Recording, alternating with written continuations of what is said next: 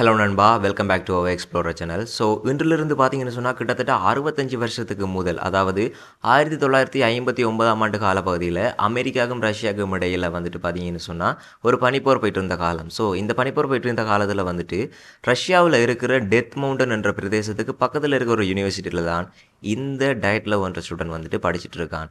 இவன்ட upper class சர்டிஃபிகேட்டுக்காக இவன் என்ன செய்கிறான்னு சொன்னால் ஒரு 10 ஃப்ரெண்ட்ஸை டுகெதர் பண்ணி அந்த டெத் மவுண்டன் என்ற பிரதேசத்துக்கு வந்துட்டு ஒரு ட்ரெக்கிங் வந்துட்டு போகிறாங்க. ஸோ வந்துட்டு பெர்மிஷன் எல்லாம் எடுக்கிறாங்க. ஒரு 2 வாரத்துக்கு நாங்கள் போயிட்டு வாரத்துக்கு எங்களுக்கு பெர்மிஷன் வேணும்னு சொல்லிட்டு அவங்களோட யூனிவர்சிட்டியாலேயும் பேரண்ட்ஸ்கிட்டையும் வந்துட்டு பெர்மிஷன் எடுத்துகிட்டு வந்துட்டு இந்த 10 பேரும் போகிறாங்க.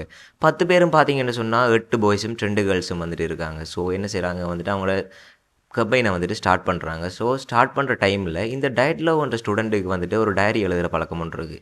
அவனோட டைரியில் லாஸ்ட் நோட்டாக எழுதி வைக்கான் என்னென்னு சொன்னால், நான் இதுவரைக்கும் போன எந்த ஒரு பிரயாணங்களும் இன்ட்ரெஸ்டிங்காகவோ இல்லை. ஸோ இந்த ட்ரிப்பாவது நாங்கள் போகிறது இன்ட்ரெஸ்டிங்காக மிஸ்ட்ரியாக இருக்குமான்னு சொல்லிவிட்டு அவன் லாஸ்ட் நோட்டை அவனோட லாஸ்ட் டைரியில் எழுதி வைக்கிறான். சரி என்று சொல்லிவிட்டு அவங்க எல்லோரும் வந்துட்டு ட்ரிப்பை போகிறாங்க. போயிட்டுருக்கிற டைமில் அந்த ஹைக்கிங் போகிற டைமில் வந்து பார்த்திங்கன்னு சொன்னால் கிட்டத்தட்ட அவங்க போய் 2 வாரத்துக்கு மேலேயும் அவங்ககிட்ட இருந்து எந்த ஒரு டெலிகிராஃபோ எந்த ஒரு ரெஸ்பான்ஸுமோ பேரண்ட்ஸுக்கோ இல்லை அவங்களோட யூனிவர்சிட்டிக்கோ வரல. ஸோ கொஞ்சம் பயந்து என்ன செய்கிறாங்கன்னு சொன்னால் அவங்க வந்துட்டு, அதாவது பேரண்ட்ஸும் அவங்களோட யூனிவர்சிட்டி டீமும் என்ன செய்கிறாங்கன்னு சொன்னால் ஒரு ரிசர்ச்சில் வந்துட்டு போகிறாங்க. இவங்களை தேடி கண்டுபிடிக்கிறதுக்கான ஒரு ரிசர்ச்சில். ஸோ இவங்க அடித்த கூடாரங்களில் பார்த்தீங்கன்னு சொன்னால் உள்ளுக்கு இருந்தே கத்தியால் கிழிச்சு தப்பிச்ச மாதிரியான தடங்கள் வந்துட்டு அந்த கூடாரங்களில் காணப்பட்டிருக்கு. சரின்னு சொல்லிவிட்டு கொஞ்சம் பயந்து அவங்க என்ன செய்கிறாங்க, ஆக்களை தேடுவோம்னு தேடுறாங்க. ஸோ தேடினா அங்கே எந்த விதமான ஒரு தடயங்களும் கிடைக்கல. கடைசியாக அந்த 9 பேர் காலடி தடங்கள் மட்டும். ஆனால் அந்த காலடி தடங்களை வந்துட்டு அவங்க ஷூ போட்டு இருந்தவங்க, ஆனால் அந்த ஷூ போட்டு இல்லாமல் வெறுங்காலோட நடந்த அந்த காலடி தடங்கள் மட்டும்தான் இப்போவும் அவங்க கண்டுபிடிச்சதாக கருதுகிறாங்க.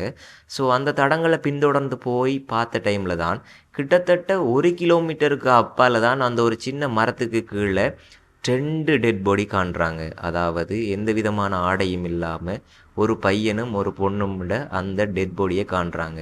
கண்டு அவங்க அதிர்ச்சியில் சரி ஓகே மிச்சம் 8 பேரும் எங்கன்னு சொல்லிட்டு இன்னும் தேட வலிக்கிறாங்க. ஸோ ரஷ்யாவோட வந்துட்டு சர்ச்சிங் டீமும் வந்துட்டு இதில் இருக்குது. ஹெலிகாப்டர்ஸ் எல்லாம் போட்டுட்டு இவங்க வந்துட்டு என்ன செய்கிறாங்க, தேடுறாங்க. ஸோ தேடுற டைமில் வந்துட்டு பார்த்தீங்கன்னு சொன்னால் இன்னும் அங்கே தள்ளி போக இன்னும் ஒரு 2 பேர் பொடி வந்துட்டு கிடைக்கிது. இதை தாண்டி இன்னொரு சுவாரஸ்யமான விஷயம் என்னன்னு சொன்னால், இவங்க போனது வந்து அந்த டெத் மவுண்டன் என்று இருக்கிற பிரதேசம் வந்துட்டு சவுத்தில் இருக்கிற ஒரு இடம். இந்த சவுத்தில் இருக்கிற இடத்தை தாண்டி இன்னும் போன 4 பேர் பொடி வந்துட்டு நோத்தில் கிடைக்கப்படுறது. சொல்லவே கொஞ்சம் ஆச்சரியமாக தானே இருக்குல்ல. ஓகே, என்னென்னு சொன்னால் இவங்க போனதுலேருந்து கிட்டத்தட்ட 50 கிலோமீட்டருக்கு அப்பால் அந்த 4 பேர் பொடியும் எப்படி கிடைக்குதுன்னு சொன்னால், ஒரு ஆள் வந்து தலை இல்லாமல், இன்னொரு ஆள் வந்து நாக்கு இல்லாமல், இன்னொரு ஆள் வந்து கை இல்லாமல், இன்னொரு ஆள் வந்து கால் இல்லாமல் இப்படி கிடைக்கப்படுது. ஸோ இவங்க பார்த்த அதிர்ச்சியில் என்ன செய்கிறண்டே விலங்கல்ல, என்ன நடந்துட்டே விலங்கல்ல, போனவங்க எப்படி 50 கிலோமீட்டரை தாண்டி ட்ராவல் பண்ணிக்க முடியும் இப்படின்னு சொல்லிட்டு நிறைய மிஸ்ட்ரி வந்துட்டு சொல்லப்படுது. இதுக்கு வந்துட்டு நிறைய எக்ஸ்ப்ளனேஷன் கொடுக்க வலிக்கிட்டாலும் அந்த ரஷ்யா கவர்மெண்ட் என்ன செய்யுதுன்னு சொன்னால், இல்லை இது வந்துட்டு நார்மலாக அவங்க பனியை தாங்க இல்லாமல் அந்த கிளைமேட்டுக்கு அவங்க தாங்க இல்லாமல் இறந்துருக்காங்கன்னு சொல்லிட்டு இந்த கேஸை வந்துட்டு க்ளோஸ் பண்ணுறாங்க.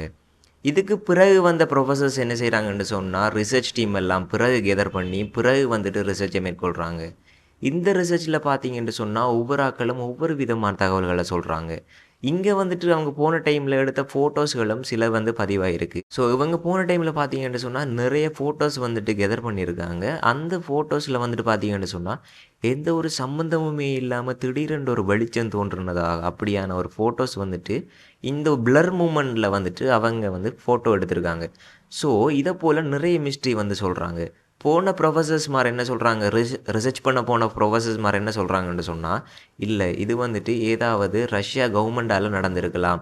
நடந்த இந்த சம்பவத்தில் ஒரு இன்ட்ரெஸ்டிங்கான விஷயம் என்னென்னு சொல்லிட்டு பார்த்தீங்கன்னா, போன 10 பேரில் 9 பேர் டெட் பாடி தான் வந்துட்டு கிடைக்கப்பட்டுருக்கு. அப்போ அந்த ஒரு பர்சன் அங்கே அவன் இன்னும் சாகலை. ஏன்னு சொன்னால் இவங்க 9 பேரும் வந்துட்டு ட்ரெக்கிங் பண்ணியிருக்காங்க மேலே. இவன் வந்துட்டு கால் மூட்டு வலி கால் ஏலான்னு சொல்லிட்டு கீழேயே ஸ்டே பண்ணிட்டான்.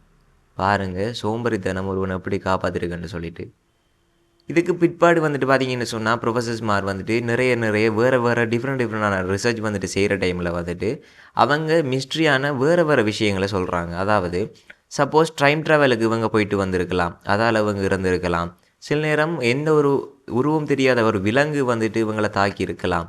அப்படி இல்லாட்டி வந்துட்டு ரஷ்யா கவர்மெண்ட்டே வந்துட்டு இவங்களுக்கு ஏதாவது செஞ்சுருக்கலாம்.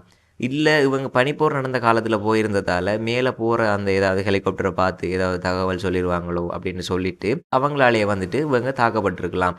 அப்படின்ட்டு சொல்லிட்டு நிறைய மிஸ்ட்ரி வந்துட்டு போய் நிலவுனாலும் ரஷ்யா கவர்மெண்டால் இந்த கேஸ் வந்துட்டு இப்போவும் தீர்க்கப்படாத ஒரு மிஸ்ட்ரியான கேஸாக தான் இப்போவும் இருந்து கொண்டிருக்கு. இந்த டயட்லவ் பாஸ் இன்சிடென்ட் ஏன் பேர் வந்ததுன்னு சொன்னால், இந்த டயட்லவ்ன்ற ஸ்டூடெண்ட் வந்து முன்னின்று இந்த வேலையை வந்துட்டு செஞ்சதால் இந்த ஞாபகார்த்தமாக டயட்லவ் பாஸ் இன்சிடென்ட்னு சொல்லிட்டு இந்த பேரை வந்துட்டு வச்சுருக்காங்க. ஸோ நண்பா, உங்களுக்கு என்ன தோணுதுன்ட்டு நீங்கள் கமெண்ட் பாக்ஸில் கமெண்ட் பண்ணுங்கள். அவங்க எப்படி செத்துருக்கலாம்னு சொல்லிட்டு ஏதாவது உங்களுக்கு தோணுன ஐடியாஸையும் நீங்கள் வந்துட்டு கமெண்ட் பாக்ஸில் கமெண்ட் பண்ணுங்கள். ஸோ அடுத்தடுத்த இன்ட்ரெஸ்டிங்கான மிஸ்ட்ரியான வீடியோஸில் நான் உங்களை சந்திக்கேன். சப்ஸ்கிரைப் பண்ணாதவங்க சப்ஸ்கிரைப் பண்ணி, லைக் பண்ணி, ஷேர் பண்ணி சப்போர்ட் உண்டு தாங்க. மிஸ்ட்ரி பிடிக்கிற உங்கள் ஃப்ரெண்ட்ஸுக்கும் இந்த வீடியோவை ஷேர் பண்ணுங்கள். நெக்ஸ்ட் வீடியோவில் உங்களை சந்திக்கேன்.